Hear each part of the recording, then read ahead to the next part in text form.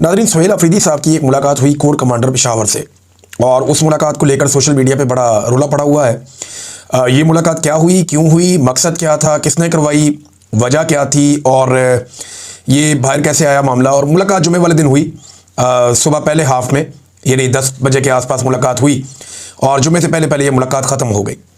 उसके बाद सुहेल अफरीदी की जो मसरूफियात थी वो फिर 3 लगातार जलसे हुए, जुमे को, हफ्ते को, एतवार को वो जलसे करते रहे। और इससे एक दिन पहले सुहेल अफरीदी ने कोशिश की इमरान खान साहब से मुलाकात करने की अडियाला जेल में।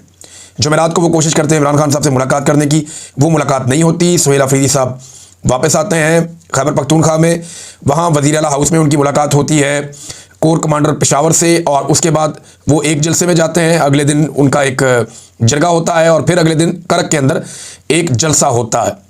इन जलसों में सुहेल अफरीदी ने नहीं बताया कि उनकी कोर कमांडर से मुलाकात हुई। ये रूटीन की मुलाकात है, वैसे ये वज़ीर आला की ये होती रहती है मुलाकातें, लेकिन नॉर्मली ये चीज़ें सामने आ जाती हैं।